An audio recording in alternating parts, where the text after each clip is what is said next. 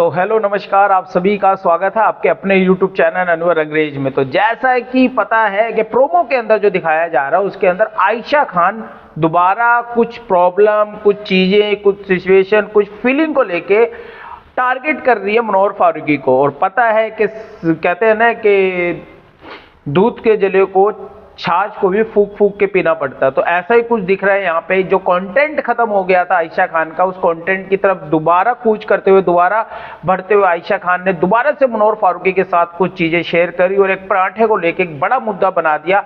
और सबसे बड़ी बात यह है कि आप लोग भी अच्छे से जानते हो कि आयशा खान नॉमिनेट है।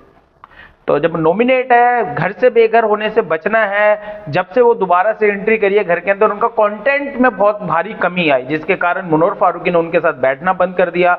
मनोहर फारूकी ने उन्हें फुटेज देना बंद कर दिया था। वो फुटेज जो चाहिए थी घर के अंदर रुकने के लिए, तो उसी फुटेज पे काम करने के लिए दोबारा से आयशा खान ने अपनी रणनीतियां चालू कर दी। इसके तहत उन्हें एक पराठे को लेके पुरानी फीलिंग जगाने के लिए ये फिर आरोप लगाए कि आपने मेरे साथ इस घर के अंदर भी धोखा किया, आपने इस घर के अंदर भी मेरे साथ, मेरे जज्बातों के साथ खेला है, और कहीं ना कहीं आप जो चीजें कहना चाहते थे वो सलमान सर के सामने आप मुकरे हो।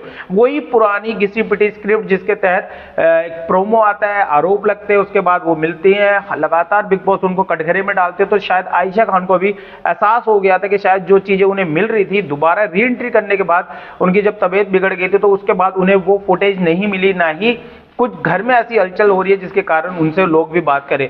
तो दोबारा से उन्हीं चीजों को लेके, उन्हीं आरोपों को लेके, दोबारा से उन्हीं घिसे पिटे आरोपों के साथ दोबारा से आयशा खान ने एक चीज कही है कि मेरे से आप जो 10-15 दिन जो आप बात कर रहे थे उसमें और अब में काफी फर्क आया है, और आप गेम के लिए सब कुछ कर रहे हो।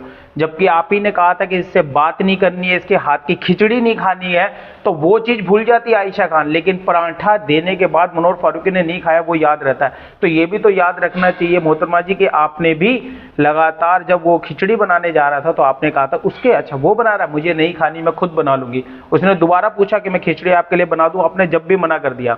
इस सीजन के अंदर एक चीज देखने को मिल रही है कि मनोहर फारूकी वर्सेस आल हो गया है। बाहर भी आप देखोगे कि कुछ कंटेस्टेंट सपोर्ट कर रहे हैं, कुछ कंटेस्टेंट किसी और को सपोर्ट कर रहे हैं। घर के अंदर भी कुछ खिलाड़ी ऐसे जो लगातार मनोहर फारूकी को गिराने की और उनके कुछ पुरानी चीजों को लेकर टारगेट करने की कोशिश कर रहे हैं। तो ऑल ओवर अगर हम बिग बॉस 17 देखें तो अधिकतर यही दिख रहा है कि अपने खिलाड़ी को जिताने से ज्यादा मनोहर फारूकी को हराने में कुछ चीजें चल रही हैं। और वही देखने को मिल रहा है कि सोशल मीडिया हो या जो यूट्यूबर जो लगातार मनोहर फारूकी को सपोर्ट कर रहे थे, उन्होंने भी कहीं ना कहीं अब किसी और कंटेस्टेंट को सपोर्ट करने की एक निंजा तकनीक अपना ली है, जिसके कारण वो ये कह रहे हैं यहां से सपोर्ट मिल रहा है, वहां से सपोर्ट मिल रहा है। मनोहर फारूकी की जो मनोहर जनता है वो, तो मैं आपको बता दूं मनोहर फारूकी की जनता ही अब मनोहर फारूकी के साथ है।